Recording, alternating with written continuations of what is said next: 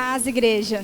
Bom, antes da gente ir para a palavra, eu quero compartilhar com vocês um pouquinho do meu testemunho e dizer como que tudo isso começou, como que a minha vida com Deus começou.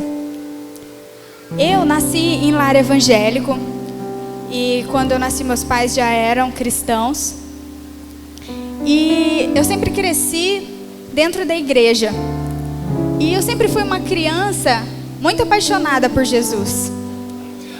E tem algumas histórias engraçadas da minha infância que marcam muito essa minha paixão por Jesus. Que tem uma história que a minha mãe lembra de quando teve minha festa de aniversário. E aí naquela hora que a gente tem que cortar o primeiro pedaço de bolo. E aí todo mundo fica naquela expectativa para quem que vai ser? Para a mãe ou para o pai? E os pais ficam ali esperando para ver quem que a filha gosta mais. E o meu primeiro pedaço de bolo foi pro meu pastor. Porque eu sempre amei ver aquelas pessoas que davam a vida por Jesus. Desde criança, sempre fui apaixonada por quem era apaixonado por Jesus. E outras histórias também que minha avó conta também, é que quando eu era criança, ela chegou em casa e eu estava afogando o cachorro dela numa bacia de água. E ela falou assim: Angel, o que você está fazendo? Aí eu falei assim: calma, vó, eu não estou afogando ele não estou matando não. Eu estou batizando ele, porque assim ele vai para o céu. E essas histórias marcam a minha infância. Só que no decorrer do meu crescimento, quando eu fui adquirindo a adolescência, essa paixão, ela foi se esfriando por eu não ter buscado manter essa chama de amor por Deus acesa. E aí eu comecei a desejar ter as coisas do mundo, desejar ser como as pessoas que não conhecem a Deus. Eu sempre tive o temor dentro do meu coração. Eu sempre pensei assim: eu não posso desagradar o meu Deus. Mas dentro de mim eu sabia que eu desejava poder fazer aquilo que o mundo está acostumado a fazer. Queria estar onde minhas amigas estavam, queria fazer o que as minhas amigas queriam fazer. E aquilo, ao mesmo tempo, trazia condenação para mim. E eu pensava: Deus, por que eu sinto isso? Por que eu tenho que sentir isso? E eu ia na igreja. Eu ainda continuava indo na igreja. Só que eu ainda não era realmente a igreja. E aquilo me consumia, me trazia também condenação. Porque eu sabia que eu não era inteiramente de Jesus como eu deveria ser. Talvez os meus pés estavam na casa do Senhor, mas o meu coração não. E o Senhor me deu uma oportunidade de voltar a viver o primeiro amor por Ele. Que foi quando a minha tia foi meu tio, na verdade, foi em um retiro. E aí na outra semana ia ser o retiro das mulheres. E dentro de mim eu sentia que eu precisava ir nesse retiro. E aí eu fui falar com a minha mãe que eu queria ir. E como era o retiro de outra igreja, nós tínhamos que ver como que funcionava, se a gente podia ir por ser de outra igreja. E quando a gente chegou para falar com o pastor, ele falou assim: olha, esse retiro é só para os membros da igreja. Então eu não sei se nós vamos conseguir deixar que você vá, mas nós vamos orar. E eles apresentaram isso na oração. E uma irmã durante a oração falou assim: pastor, eu tenho a resposta, se essa menina pode ou não ir.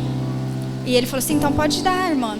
E ela falou assim: a igreja de Deus não tem placas.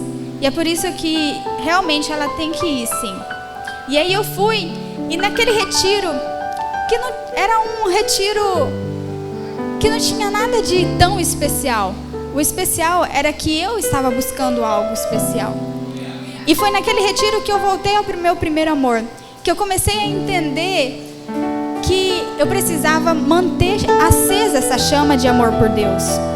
E aí, a partir daquele momento, eu comecei a buscar mais ao Senhor. Eu comecei a ter renúncias pelo Senhor.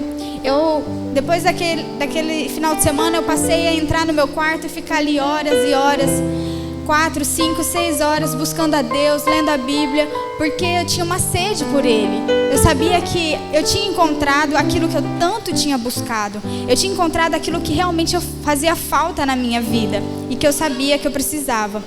E aí, a partir dali, eu comecei a conhecer a Deus. E o Senhor, Ele foi me direcionando para os propósitos dEle a partir de então. E aí, quando eu completei 18 anos, a minha mãe me entregou uma carta que eu tinha escrito para mim mesma quando eu era pequena. E nessa carta eu dizia assim: Deus tem um propósito para a sua vida. Deus tem um propósito para a sua vida. E ela dizia 3 vezes isso. E aí foi assim que veio o nome do Ministério a Propósito. O Ministério a Propósito é um ministério de vídeos devocionais, que a cada semana nós colocamos no YouTube um vídeo de uma mensagem, trazendo sempre uma figura de imagem e associando com a palavra de Deus. E nós começamos com esses vídeos que iam ser divulgados apenas 4 na televisão. E o Senhor nos deu esse direcionamento de colocar na internet. E esses vídeos foram sendo visualizados, as pessoas começaram a contar testemunhos e mais testemunhos. E ali a gente viu que era um propósito de Deus e que não foi nada assim programado. Foi realmente o Senhor direcionando. E o legal desse nome, que eu gosto desse nome, é porque esse ministério, ele tem um propósito. Há um propósito nesses vídeos. E também que nós estamos a propósito do reino de Deus. E nós começamos a fazer esses vídeos e há 3 meses o Senhor nos abriu outra porta, que foi agora a gente está com o Ministério a Propósito na televisão em Rondonópolis, na TV Cidade Record. Então todos os domingos às 9 horas da manhã a gente consegue transmitir para a cidade a palavra de Deus.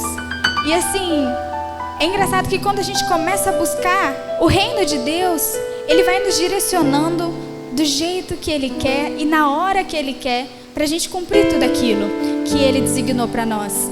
E eu trouxe um vídeo para vocês terem noção como que funciona o Ministério a Propósito, terem conhecimento como que são os nossos vídeos.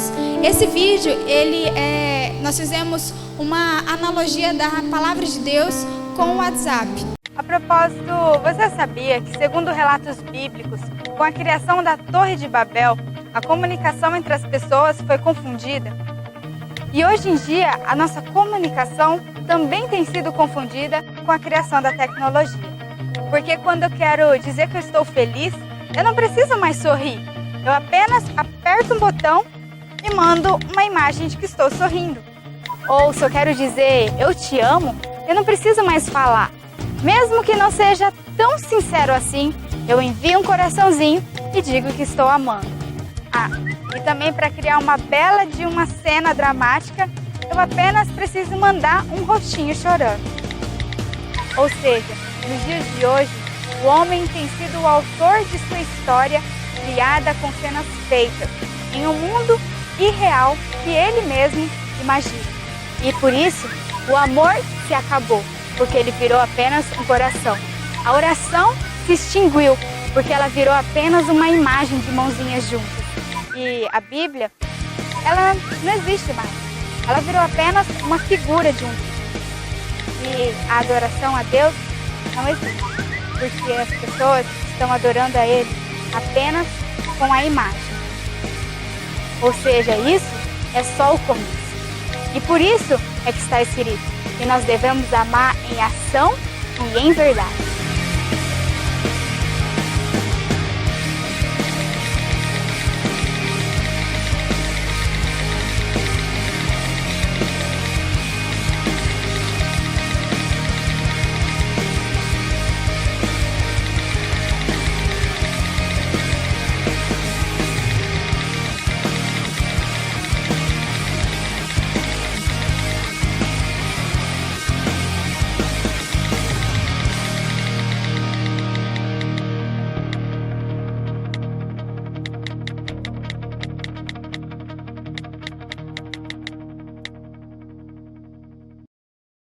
E esses vídeos, eles têm tomado assim uma dimensão que realmente a gente não imaginava. Hoje a gente já tem 34 mil seguidores no Instagram, mais de 100 mil visualizações no YouTube. E o Senhor tem abençoado para que a gente possa realmente estar cooperando com o reino dele. E quero depois que vocês procurem a gente lá no Instagram, sigam, se vocês puderem assistir mais vídeos. E nós temos também o nosso grupo no WhatsApp, que nós mandamos todo dia um áudio devocional, um áudio para edificar cada um. E o Senhor, ele está sempre nos surpreendendo. E no ano passado, ele nos proporcionou de estar indo gravar alguns vídeos no Haiti. E ali nós tivemos experiências muito grandes com o Senhor e aprendizados também. E eu quero que vocês também vejam outro vídeo que foi feito lá no Haiti.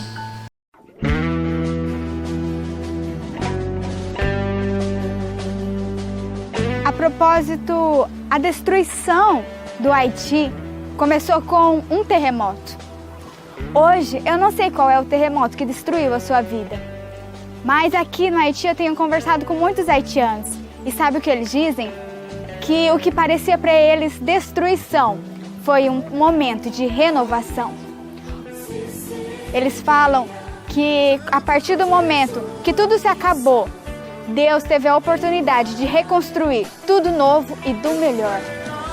Entenda que Deus não usa a lógica humana. O que é destruição para nós é reconstrução para Deus. Entenda como os haitianos entenderam que esse terremoto, ele veio para trazer liberdade para eles entrarem na presença de Deus. Que os terremotos que estejam acontecendo na sua vida sejam uma oportunidade de você estar em liberdade e ter acesso ao Pai. Pois, como está escrito, de repente veio um terremoto tão grande que as portas se abriram e as correntes se romperam para trazerem liberdade para o povo.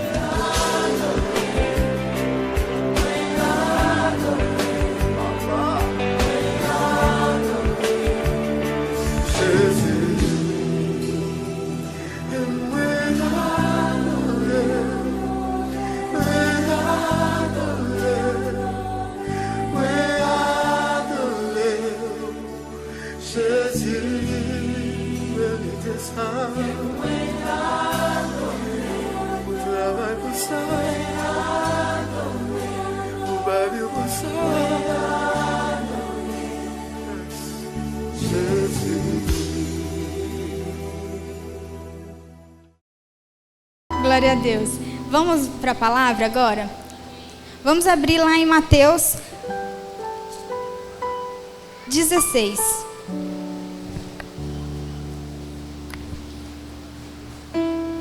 O título dessa mensagem é Quem sou eu? Então comece a pensar aí. Quem é você? Faça essa pergunta para você mesmo. Quem sou eu? Mateus 16, 13.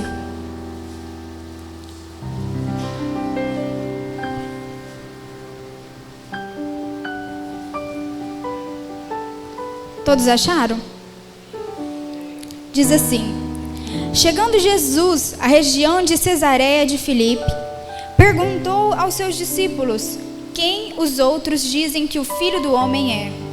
Ele respondeu: alguns dizem que é João Batista, outros Elias, e ainda outros Jeremias ou um dos profetas. E vocês? Perguntou ele. Quem vocês dizem que eu sou? Simão Pedro respondeu: tu és o Cristo, o Filho do Deus vivo. E respondeu-lhe Jesus: feliz é você, Simão, filho de Jonas, porque isso não lhe foi revelado por carne ou sangue, mas por meu Pai que estás nos céus. Até aqui. Vamos orar? Senhor Deus, eu apresento esse momento em tuas mãos, para que realmente tudo isso seja para a honra e glória do teu nome. Que essa palavra venha produzir, Senhor Deus, mudança e transformação na vida de cada um que está aqui nessa noite. Senhor Espírito Santo, sonda o mais profundo, o íntimo de cada um e vem trazer o consolo, vem trazer o amor, a misericórdia e a graça que só o Senhor é capaz de derramar sobre nossas vidas. Espírito Santo, Tu tens liberdade para falar aos nossos corações. Ensina-nos a sair dessa noite mais íntimos de Ti do que quando nós entramos. Assim eu oro e que tudo seja para a honra e glória do Teu Filho Jesus. Amém. Essa palavra diz a respeito de quando Jesus perguntou para os discípulos quem o povo dizia que ele era. E quando os discípulos começaram a falar, ele começou a falar, Jesus perguntou: o que a multidão diz que eu sou? Quem a multidão diz que eu sou? E os discípulos começaram a falar: alguns dizem que é Elias, alguns dizem que você é um dos profetas, Senhor. Mas Jesus perguntou para os discípulos: e vocês? Quem vocês acham que eu sou? E os discípulos, Pedro falou: Mestre, Tu és o Filho de Deus. E naquele momento Jesus disse assim: realmente, quem revelou isso não foi carne, não foi sabedoria humana, foi o Espírito Santo de Deus. Por quê? Porque quem realmente conhece quem nós somos é o Espírito Santo. E o Espírito Santo é o único que sabia quem Jesus era. E só Ele era capaz de revelar. E até hoje, na Bíblia diz que o Espírito Santo é aquele que nos convence de toda a verdade. Nos convence da justiça, do juízo. E é o Espírito Santo que vai nos direcionar e dizer quem nós somos. E aí, lembra que eu falei que o título dessa mensagem era Quem Sou Eu? Eu quero que você comece a pensar, então, quem é você? Todo mundo, quem que tem aqui celular com aquela câmera frontal? Pega aí o seu celular com câmera frontal, coloca diante do seu rosto.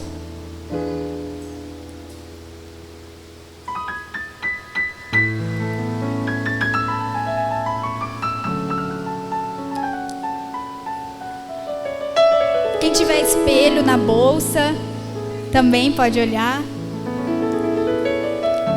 E começa a olhar a tua face. Começa a olhar você. E se pergunte: quem eu sou? Olhando para essa imagem, o que você vê? Como você se descreve?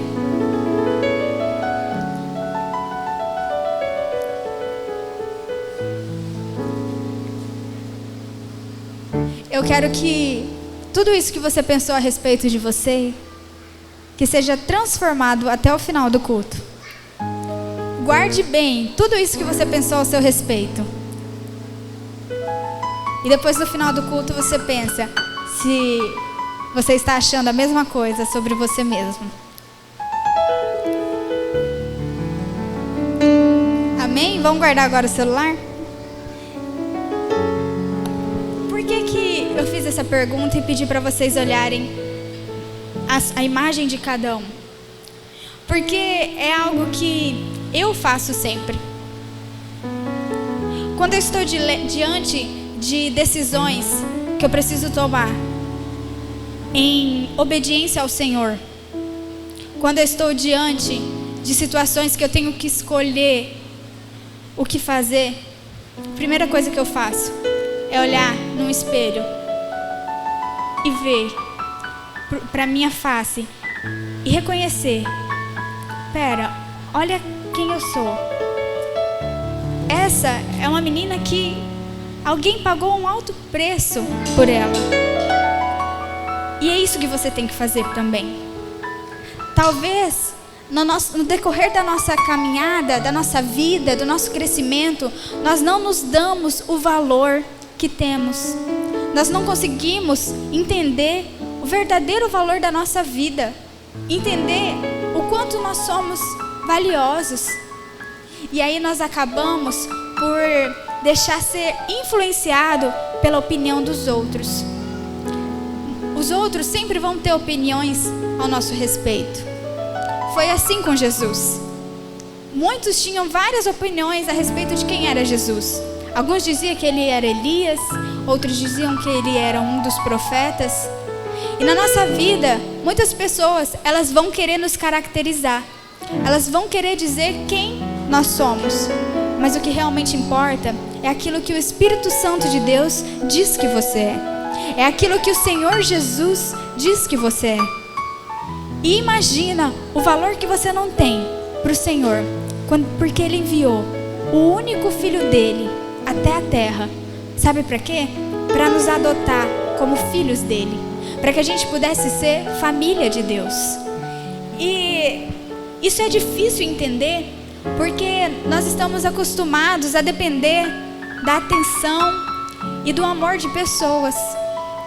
E aí, quando nós não temos o amor da nossa família, quando nós não temos a atenção dos nossos amigos, quando nós não conseguimos ser o centro das atenções no meio das pessoas, a gente acaba a achar que a gente não tem valor. A gente acaba a achar que quando nós não conseguimos um bom emprego, quando a gente não consegue ser o destaque entre as pessoas, quando a gente não consegue ser influente para que todo mundo queira a nossa amizade, isso vai nos oprimindo, porque a gente acaba por se deixar levar pela opinião dos outros. E a gente esquece de quem nós somos em Deus, de quem nós podemos ser em Deus. A diferença é que nós não conseguimos extrair aquilo que Deus diz ao nosso respeito. E foi assim que aconteceu com Orfa e Ruth, que eu quero ir com vocês lá no livro de Ruth.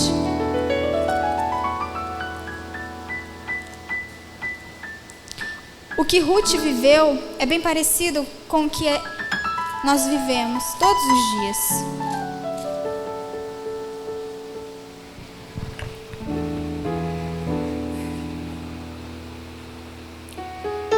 Vamos ler lá em Ruth 1, verso 7.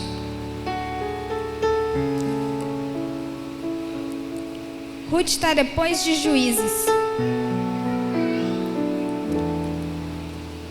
Diz assim: assim ela, com as duas noras, partiu do lugar onde tinham morado. Enquanto voltava para a terra de Judá, disse-lhe Noemi: vão, retornem para a casa de suas mães, que o Senhor seja leal com vocês, como vocês foram leais com os falecidos e comigo. O Senhor conceda que cada um de vocês encontre segurança no lar de outro marido. Então deu-lhes beijos de despedida, mas elas começaram a chorar alto e disseram: não, voltaremos com você, para junto do seu povo. Disse, porém, Noemi: voltem, minhas filhas, por que viriam comigo? Poderia eu ainda ter filhos que viessem a ser seus maridos? Voltem, minhas filhas, vão, eu estou velha demais para ter outro marido. E mesmo que eu pensasse que ainda há esperança para mim, ainda que eu me casasse esta noite e depois desse à luz a filhos, iriam vocês esperar até que eles crescessem? Ficariam sem se casar à espera deles? De jeito nenhum, minhas filhas. Para mim é mais amargo do que para vocês, pois a mão do Senhor voltou-se para mim. Então começaram a chorar alto, e depois Orfa deu um beijo de despedida em sua sogra, mas Ruth ficou com ela. Então Noemi a aconselhou: veja, sua concunhada está voltando para o seu povo e para o seu Deus, volte com ela. Ruth, porém, respondeu: não insista comigo que te deixes e que não insista comigo que te deixes e que não mais te acompanhe. Aonde fores, irei, aonde ficares, ficarei. O teu povo será o meu povo e o teu Deus será o meu Deus. Onde morrereis, morrerei, e ali serei sepultada. Que o Senhor me castigue com todo rigor, se outra coisa que não ser a morte me separe de ti. Sabe por que isso tem a ver conosco? Porque Ruth, ela era do povo moabita. O povo moabita eles tinham a cultura de adorar a vários deuses, de servir a vários deuses. E quando ela casou com um dos filhos de Noemi, ela passou a ser uma serva do Deus Altíssimo, porque a família de Noemi serviam ao Senhor. Só que depois que os filhos de Noemi morreram, ela decidiu voltar para a cidade de Belém, para estar junto com a família dela, com o povo dela. E aí então Noemi aconselha a Ruth e a órfã a ficarem ali com o povo moabita e servirem a cultura deles, que era adorar vários deuses. Só que Orfa, ela pensou assim: eu vou voltar a ser quem eu era, que era uma adoradora de vários deuses. E voltou e passou a viver no meio do povo. Mas Ruth não. Ruth havia se encontrado na presença de Deus. Ela tinha se encontrado com o Senhor. E então ela decidiu não voltar para a cultura dela. Ela queria servir ao Senhor. E independente das situações que ela estava vivendo, ela decidiu permanecer nos caminhos do Senhor. E isso nos faz pensar que muitas vezes nós temos situações que nós nos deparamos, que pensamos assim: por que eu vou servir a Deus? Não está dando nada certo. Para Ruth nada estava dando certo. E muitas vezes a gente é assim. A gente acaba por ter frustrações na nossa vida. E a gente começa a achar que tudo isso é para nos tornar derrotado. Tudo isso é um castigo de Deus. Mas nem sempre. Com Ruth foi um direcionamento do Senhor. Tudo que ela viveu foi um direcionamento. Porque quando ela voltou para a terra de Noemi, em Belém, ela se casou com Boaz. E Boaz, ele foi um dos descendentes do rei Davi e de Jesus. Então tudo que ela passou aconteceu para que a vida dela ficasse marcada por ela ser uma mulher que serviu e que fez a diferença para o reino de Deus. Então eu quero dizer para você nessa noite que tem passado por situações que você pensa: por que isso está acontecendo comigo? Por que Deus permitiu? E por que Ele está permitindo que eu viva tudo isso? É o mesmo motivo que Ele permitiu que Ruth vivesse o que ela estava vivendo. É para que a sua vida seja marcada pela glória de Deus. E é preciso que nós encontremos a presença de Deus. Porque Ruth, ela encontrou a presença de Deus. E foi por isso que ela falou para Noemi: o seu povo será o meu povo. O seu Deus será o meu Deus. Porque ela amava ao Senhor. Ela tinha encontrado o tesouro mais valioso, que era a presença de Deus. Você já encontrou o seu tesouro? Você já encontrou a sua pedra de valor? Aquilo que realmente você considera como aquilo mais importante na sua vida? A presença de Deus, ela pode ser isso para você. Mas você precisa buscar. Você precisa entrar no teu quarto e orar ao Senhor. Você precisa entrar no teu quarto e buscar a Deus. É preciso que você renuncie a algumas coisas. É preciso que você abandone algumas práticas. Muitas vezes nós nos baseamos, queremos ser aquilo que as pessoas querem que a gente seja. Muitas vezes nós jovens queremos fazer a diferença, mas do jeito que o mundo acha que precisamos fazer a diferença. Que é indo para as baladas, ficando bêbado, ficando com todos, se embriagando. E a Bíblia diz que a nossa diferença, nós fazemos a diferença quando nós nos guardamos em santidade ao Senhor. O Senhor diz que nós devemos negar a nós mesmos, tomar a nossa cruz e seguir Ele. A nossa cruz é a nossa carne, são as nossas vontades, são aquilo que nós desejamos. E o mais difícil para o jovem é porque a juventude é a base da vida adulta.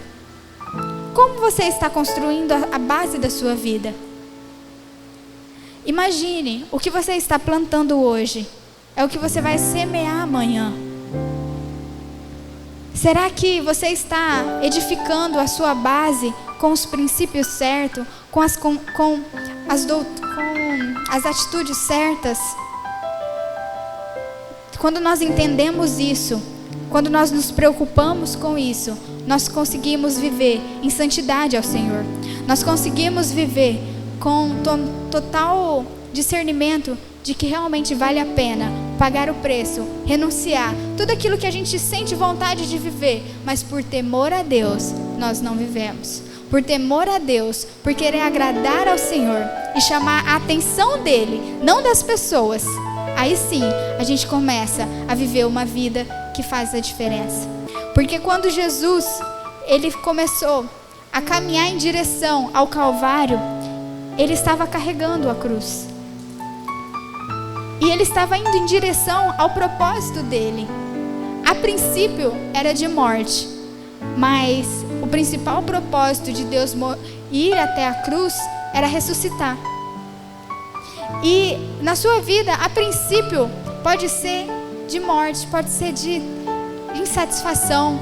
O que eu vou fazer da minha juventude? Como que eu vou aproveitar os meus dias?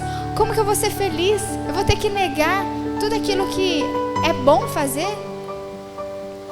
Mas entenda uma coisa, quando você começar a caminhar em direção ao negar o seu eu, você irá estar caminhando em direção aos propósitos de Deus.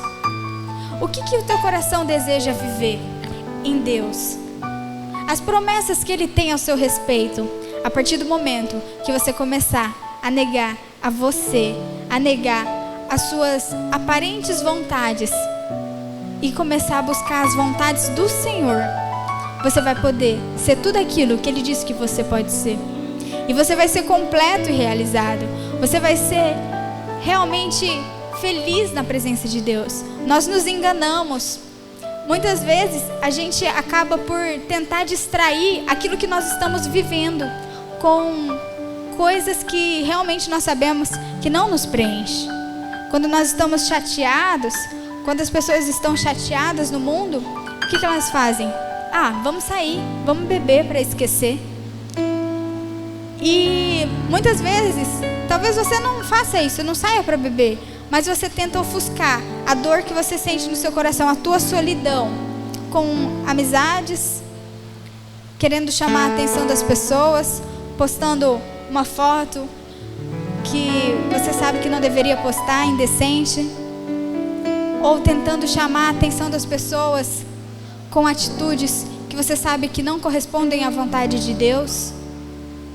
E aí você começa a tentar ofuscar, a maquiar aquilo que está dentro de você.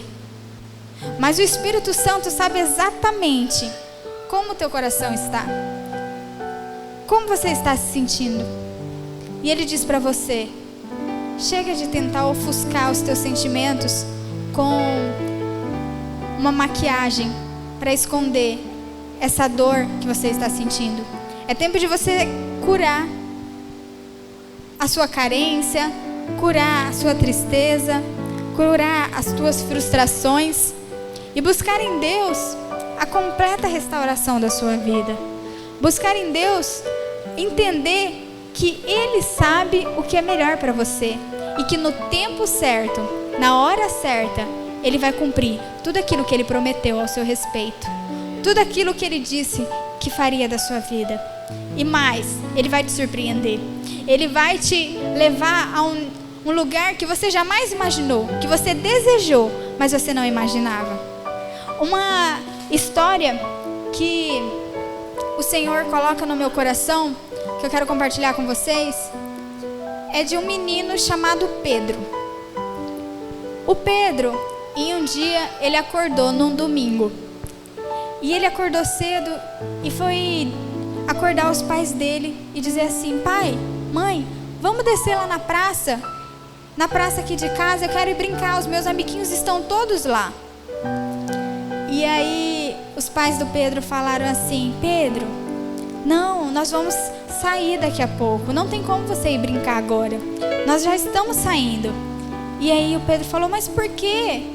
Todo mundo está lá, todo mundo está lá na praça, tá todo mundo, os meus amiguinhos estão tudo brincando, o João está lá, o Henrique está lá, e por que eu não posso ir? Por que eu tenho que estar aqui? Isso não é justo. E os pais dele ficaram tristes, mas falaram, Pedro, é para o seu bem, fique aqui, nós vamos sair, e você vai ver que é melhor o lugar que nós vamos. E o Pedro ficou chateado, e olhando para os amiguinhos dele lá na praça, brincando, e ele não podendo sair. E aí os pais do Pedro começaram a arrumar as coisas para eles saírem, e o Pedro emburrado, porque ele não queria sair. E aí eles entraram no carro, e o Pedro viu os amiguinhos dele se divertindo ali no parque, e ele pensando que ele poderia estar ali se divertindo, mas ele tinha que estar ali com os pais dele, indo para um lugar que ele não queria. E aí, depois de muito tempo, eles dentro do carro, Pedro com a cara feia, eles começaram a chegar diante de um parque de brinquedos. Um parque que o Pedro ainda nunca tinha ido. E aí, quando ele viu, os olhos dele brilhou. E os pais dele falaram, viu por quê? Eu não deixei você ir na pracinha? Porque eu tinha algo melhor para você. Hoje nós vamos comemorar o seu aniversário nesse parque que você nunca veio. Um parque novo da cidade.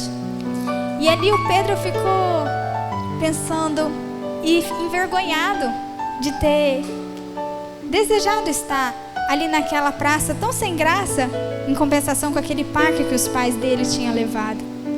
E na nossa vida, o nosso Deus é como os pais do Pedro.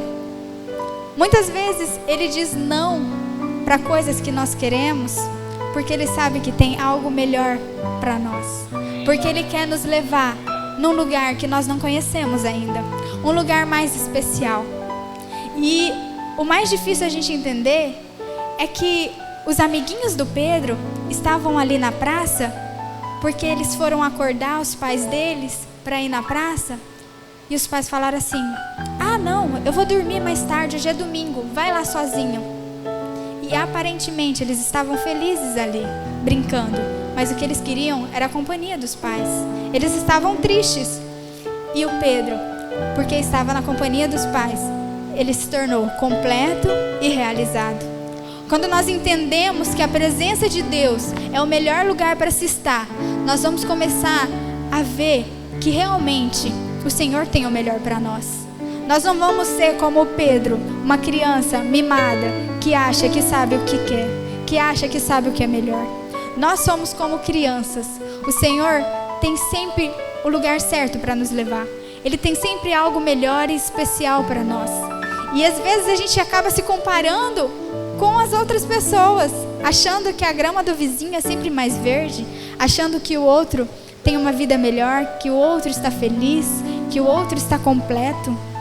Mas o Senhor vê todas as coisas. O Senhor conhece todas as coisas. Então, esse é o momento da gente começar a dar graças ao nosso Deus por tudo aquilo que Ele tem feito na nossa vida, por tudo aquilo que Ele tem feito por nós, porque Ele sabe o que é melhor para cada um de nós. Amém? Vamos ficar de pé para orar?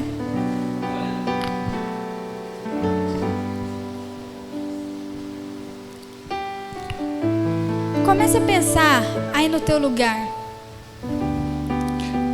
Quem é você? Será que você tem sido como Pedro? Uma criança mimada que tem desejado estar aonde os outros estão, que tem desejado ter aquilo que os outros têm?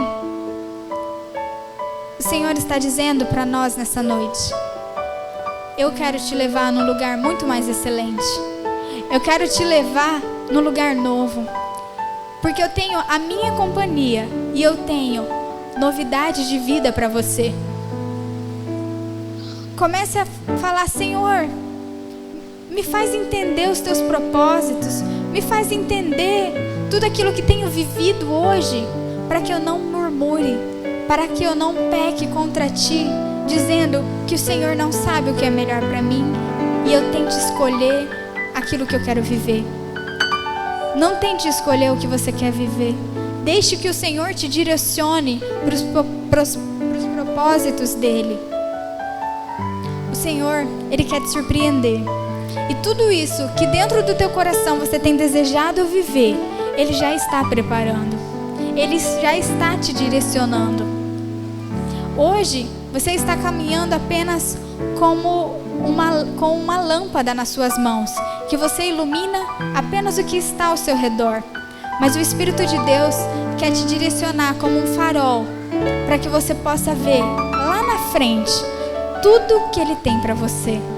Muitas vezes somos limitados, conseguimos ver apenas o que está ao nosso redor. Mas o nosso Deus, Ele nos direciona para lugares excelentes, para lugares que realmente Ele sabe que precisamos estar. Comece a agradecer a Deus por tudo aquilo que você tem vivido hoje, porque é uma preparação para o que você vai viver amanhã. Deus está te preparando para tudo o que Ele vai fazer na sua vida amanhã.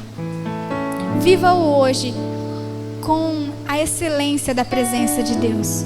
Viva o hoje junto do Senhor, porque a única coisa que nós podemos ter é o hoje, porque o amanhã está nas mãos de Deus e Ele já está preparando para que na hora certa você conquiste tudo aquilo que o teu coração tem desejado, tudo aquilo que você tem renunciado para conquistar em Deus. Ele sabe as intenções do seu coração, Ele sabe tudo o que você tem buscado na presença de Deus e Ele vai te surpreender. Amém?